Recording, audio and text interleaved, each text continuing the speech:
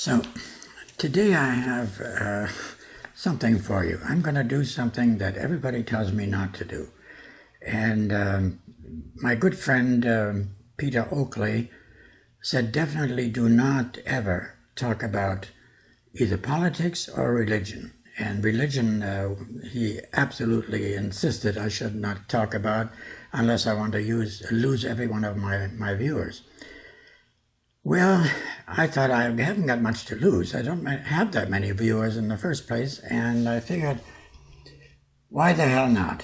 I should give you an idea of the way I feel about religion. It may not be like everybody else, but number one, I want to say that I respect everybody's different views and everybody's different religions, but there are so many to choose from. And according to the World Christian Encyclopedia, there are over 33,000 distinct Christian denominations in 238 countries. And if you want to break that down, the independents are about 22,000. And these are only Christians, mind you. The Protestants are about 9,000. The marginals are about 1,600. The Orthodox are 781. I don't know where they got the number so exactly, but anyway, that's what it says. The Roman Catholics are 242, and the Anglicans are 168. Now that's a lot of different religions. And you know that every religion usually claims that they're the only right one in the world. So there's a lot of people who believe the wrong thing, obviously, and I must be one of them. Now, the total religions in the world, it depends on how you define the different religions. For example, you might define Christianity as one religion, but with many different forms. But my answer would be in the hundreds of thousands, most of which probably claim to be the one true religion. But it could even be millions. Isn't that belief a bit arrogant? And what about the thousands of other religions? And what about the people who were never exposed to your true religion? Are they damned for all eternity? And why do we have religions at all? My feeling is that it might be our fear of death, what comes after we die. Well, now you see, if you're in the military, and I've been in the military, and if you are on one of the sides, and there's two sides usually opposing each other, and each one of them is praying to a god, their god, for victory. And as you well know, only one of them can end up with a victory and the other one with a defeat. Now the one with the victory, of course, is saying that it was God's will that they won the war, or the battle. And the one that loses says, well, you know, it was God's will. So the nice thing is that God, whoever he is, can't ever be wrong. I mean, whatever he does, he obviously has some very deep thoughts behind it, and that's what we're seeing in this process. Now, I've had my own experience during the war. I was only 17 years old, and I didn't have much of a choice about this, and I was getting into battle. This was a losing war. We knew that the war was lost. I was on the German side. And there was this story, I told it in one of my videos, about the fact that we had confiscated an American convoy containing, fish, sardines, and alcohol. Now, the sardines, we ate so many of them, I was sick and tired of them, and I can't stand them to this day. But I was getting very sick, and I was in a tent. So I moved out of the tent, and I was heaving because I had been drinking. I never drank in my life, and I never had drunk it since, but I don't like alcohol. It's not that I have anything against it, it's just that I don't like the stuff. But at that time I did, and I overdid it, obviously, and I was sick as a dog, and I was heaving. And while I was doing that, an artillery shell, hit the tent, and exactly where I slept, the shell exploded. My friend next to me lost both his legs and died from it. and I was spared. So when I talked to people, the first thing they were saying is that God spared me because he had something in mind for me. Now I thought that was really an insult, because what about poor Molly, who lost both his legs? Why didn't God look after him? I mean, it didn't make any sense to me. So I had my doubts. I did have my doubts before, but they got to be a little more intense. And then I had another instance where, well, I won't go into it. You can look at my videos and you'll see it, where I had a very nice, very, very close call. And again, it confirmed my feeling that if there is a God, he can't be a very nice person, because he's not very nice to some people. So he's all-knowing, supposedly. He's all-powerful. He's compassionate, and he's caring. And what did he do to poor old Molly, who hadn't done a thing to him? So I can't see it. And then people say, well, you don't pray enough. Well, I don't pray, period. But what is praying? Praying is talking to a non-existent being and imagining that that being has nothing better to do than to listen to every single person on earth and listen to their mumbling and do something about it. It doesn't make too much sense. My feeling is more expressed by our founding fathers, who I have a great respect for. They wrote the Constitution of the American States, and that is a wonderful paper. But you have to realize that the word God, the word Jesus does not appear anywhere in that Constitution, even though today America seems to be based on the religious belief. But the Constitution does not say that. And I will just want to quote you some quotes from, I'll read you some quotes from some of our founding fathers. Now here's a quote by Thomas Jefferson. I'm quoting this verbatim. I have recently been examining all the known superstitions of the world, and do not find in our particular superstition, Christianity, one redeeming feature. They are all alike founded on fables and mythology. Another one, he said, we discover in the Gospels a groundwork of vulgar ignorance, of things impossible, of superstition, fanaticism, and fabrication. And another quote by Jefferson, no man shall be compelled to frequent or support any religious worship, place, or ministry whatsoever. Now Benjamin Franklin said, I looked around for God's judgments, but saw no signs of them. He also said, the way to see by faith is to shut the eye of reason. And another quote, in the affairs of the world, men are saved not by faith, but by the lack of it. Now quoting Abraham Lincoln, he said, the Bible is not my book, nor Christianity my profession.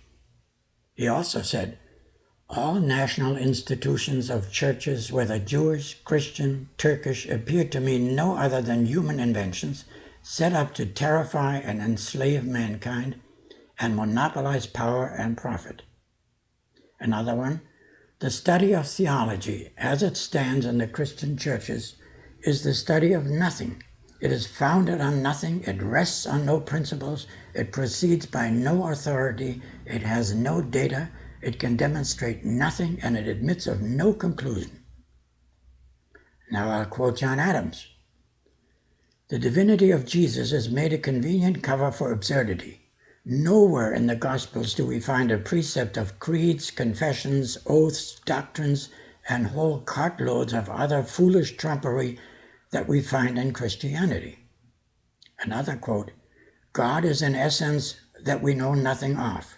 Until this awful blasphemy is got rid of, there will never be any liberal science in the world. Another one, have you considered that system of holy lies and pious frauds that has raged and triumphed for 1,500 years? And finally, John Adams, this would be the best of all possible worlds if there were no religion in it. Now, if that isn't enough for you, here's Thomas Paine. I do not believe in the creed professed by the Jewish Church, by the Roman Church, by the Greek Church, by the Turkish Church, by the Protestant Church, nor by any church that I know of. My own mind is my own church.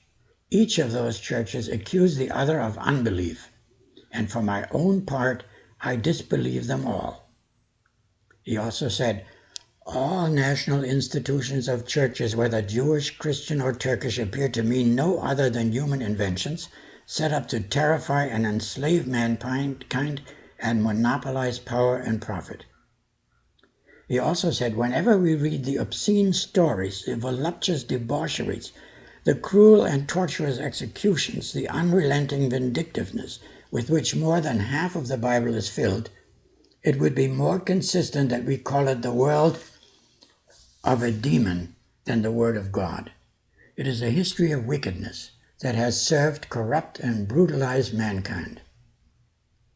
And George Washington said, lighthouses are more helpful than churches.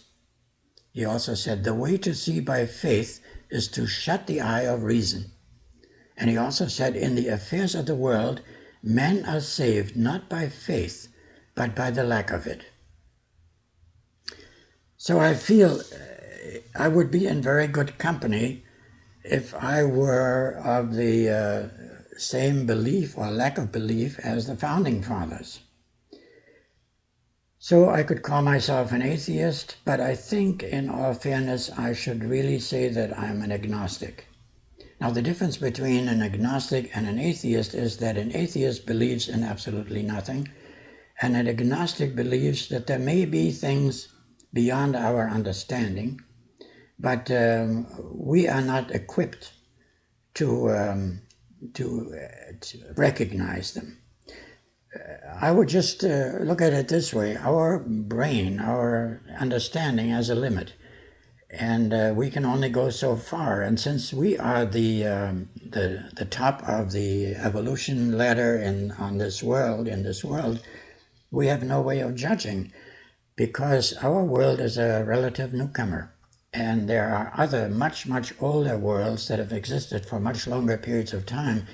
And I'm sure that in some of those worlds there are beings that probably will be able to recognize a lot more than we do, and have had a lot more time to evolve. And so I would feel it's like if you were going to read Shakespeare to a dog, the dog will not understand a word of it. And so if there is something about the universe and about this awesome universe and the enormous size of it, it is something we can't fathom, and we never will. Our brain is not equipped to do that. So we have to make do with imagination, and we imagine all sorts of beings. We start out with the Tooth Fairy, and we start out with the Stork, and we start out with Santa Claus, and we start out with the Easter Bunny. And we find out eventually that all of them are really nothing but fairy tales. So how big a step is it to go from there to religious belief? I have a feeling death is inevitable. Life is a one-way street. Eventually we're all going to be dying. And after we are dead, there will be nothing, in my estimation. Well, I may be wrong, and I may find out that there is something. But if God is all forgiving, and if there is a God, and well, quite frankly, I am not too worried about what happens after I'm dead. I didn't know anything about the time before I was alive, and so why should I be too worried about what happens after I die? Well, I've written a novel where I was imagining that a person from another age, from another time, from a much older world, visits us. And as such, she is trying to be understanding of how we feel. And it is not a he, it's a she. I put the person in a female form, a very gorgeous woman. She's 86,000 years old, but she looks like she's about 45. She's smart as a Dickens. She's strong as can be, like a Superman. And she has very interesting adventures. I If you let me know that you're interested in it, and if you send me your email, I can send you my book. It's called The Pendant, and it's about an abduction by aliens and how we find out about it. And this is a little bit how I imagine the world was formed. But of course, there are always the final problems that we haven't been able to solve. And it seems like we haven't been able to solve anything about the universe. But you can even go to the chicken and the egg and you can't find out how that happened, what came first, and how it happened to come about. So really, I think we're thinking we're much smarter than we are, and I think we're much less tolerant than we are. We should be tolerant of any and all religions. They all have the same basis, and they should all be respected. But we should also be free not to have any such belief. And I will probably lose 90% of my subscribers, but since I don't have too many anyway, it's not going to be the end of the world. And I hope I can prove my friends wrong by saying that the public is big enough to understand that people have different opinions and they will respect even non-believers. Maybe I'm wrong, but maybe I'm not. So I'll probably get some very nasty remarks, but let's see what happens. I hope you will still not give up on me, but if you want to consider me a lost soul, so be it. I can live with that.